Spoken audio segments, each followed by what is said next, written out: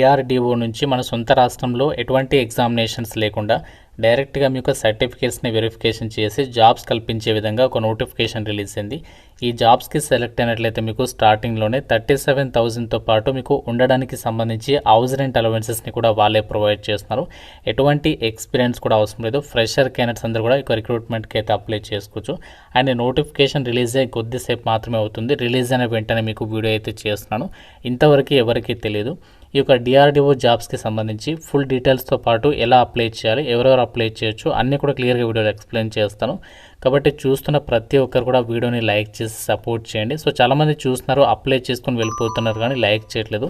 So ఇప్పుడే వీడియోని like చేసి సపోర్ట్ చేయండి. మీ ఫ్రెండ్స్ కూడా ఒక వీడియోని షేర్ చేయండి, సో దట్ వాళ్ళకు కూడా హెల్ప్ అవుతుంది. ఛానల్ని సబ్స్క్రైబ్ చేసుకుని బెల్ ఐకాన్ని యాక్టివ్ చేసి పెట్టుకోండి.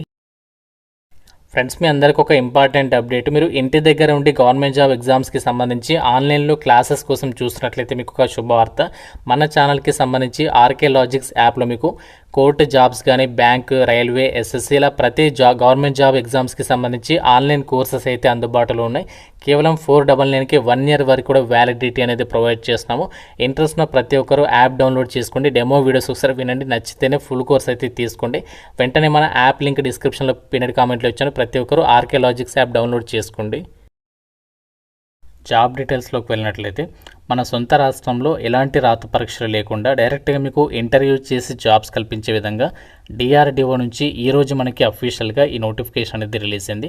ఫస్ట్ నేనే మీకు ఈ యొక్క జాబ్ అప్డేట్ అనేది చేస్తున్నాను.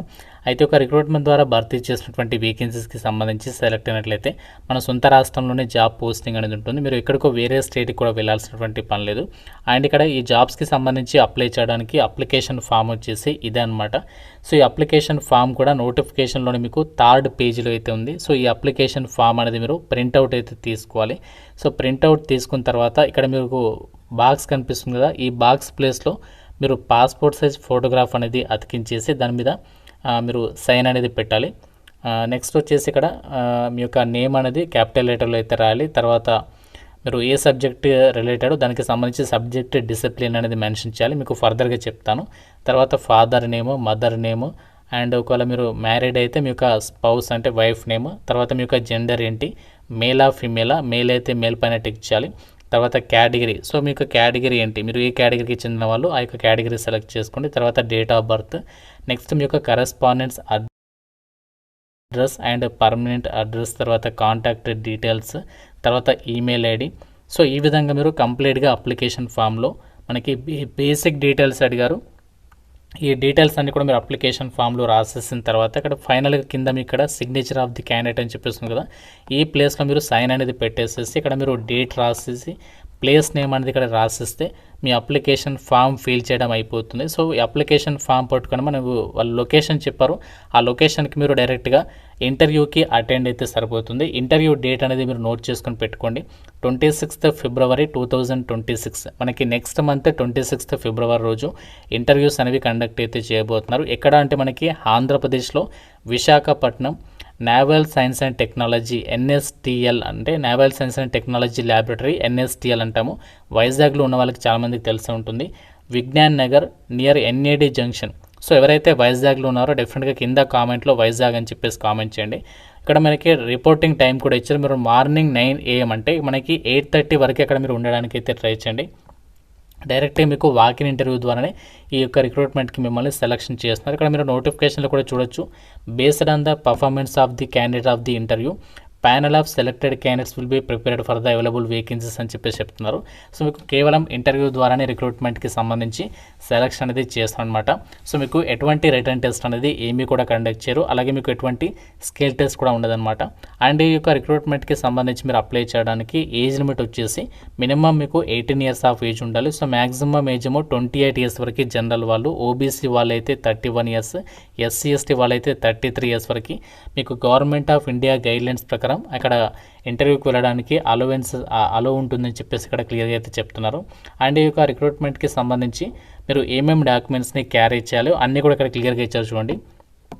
ఎవరైతే ఇంటర్వ్యూకి వెళ్ళాలనుకుంటున్నారో మీరు ఇంటర్వ్యూకి వెళ్ళేటప్పుడు మీ యొక్క బయోడేటా ఫామ్తో పాటు ఒరిజినల్ డాక్యుమెంట్స్, ఒక సెట్ జిరాక్స్ కాపీస్ అన్నీ కూడా మీరు ఇంటర్వ్యూకి అయితే తీసుకుని వెళ్ళాల్సి ఉంటుంది. మీరు అక్కడ ఇంటర్వ్యూకి వెళ్ళే టైంలో ఆ యొక్క ఫీజు కూడా పే చేయాలి. అక్కడ ఇంటర్వ్యూకి సంబంధించి ఆ ఫీజు అనేది ఎంత అంటే జస్ట్ 10 రూపీస్ మాత్రమే. ఇండియన్ పోస్టల్ ఆర్డర్ రూపంలో లేదంటే డిమాండ్ డ్రాఫ్ట్ రూపంలో in favour of the director NSTL అని చెప్పేసి విశాఖపట్నం అని చెప్పేసి ఇచ్చారు కదా, దీని పేరు మీద వీళ్ళ అకౌంట్ డీటెయిల్స్ కూడా ఇచ్చారు. సో వీళ్ళ పేరు మీద మీరు డీడీ అనేది తీయాలి. అయితే డీడీ అనేది ఎవరు తీయాలంటే ఓన్లీ జనరల్ క్యాండిడేట్స్ మాత్రమే ఫీజు అనేది ఈ యొక్క డీడీ రిసిప్ట్కి సంబంధించి పే చేయాలి. SC ST OBC వాళ్ళు ఎటువంటి ఫీ అనేది పే చేయాల్సినటువంటి పని లేదనమాట. జస్ట్ 10 రూపాయలే ఇచ్చారు. కాబట్టి ఇంట్రెస్ట్ వాళ్ళు డెఫినెట్గా అయితే సో ఈ యొక్క రిక్రూట్మెంట్కి సంబంధించి ఆ యొక్క ఇంటర్వ్యూకి వెళ్ళడానికి ట్రై చేయండి.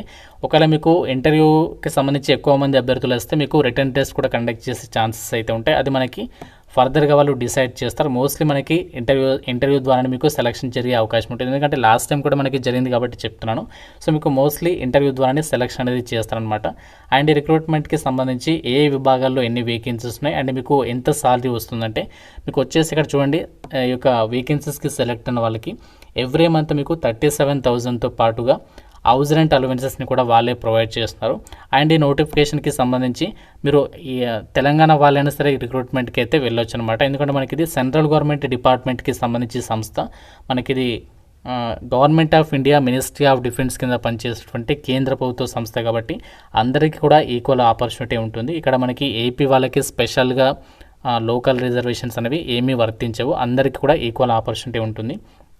అయితే ఒక నోటిఫికేషన్ ద్వారా ప్రజెంట్ వెళ్ళి రిక్రూట్మెంట్ చేసినటువంటి పొజిషన్స్ ఏంటి అంటే జూనియర్ రీసెర్చ్ ఫెలోకి సంబంధించినటువంటి వేకెన్సీస్ని రిక్రూట్మెంట్ చేస్తున్నారు. ఏ విభాగాల్లో వేకెన్సీస్ ఉన్నాయంటే మెకానికల్ ఇంజనీరింగ్కి సంబంధించి 3 ఉన్నాయి, ఎలక్ట్రానిక్స్ లేదా ఎలక్ట్రానిక్స్ అండ్ కమ్యూనికేషన్ వాళ్ళకి 2, కంప్యూటర్ సైన్స్ ఇంజనీరింగ్ వాళ్ళకి 1, ఇన్స్ట్రుమెంటేషన్ ఇంజనీరింగ్ లేదా ఎలక్ట్రానిక్స్ అండ్ ఇన్స్ట్రుమెంటేషన్ ఇంజనీరింగ్ వాళ్ళకి 1 వేకెన్సీ ఉంది.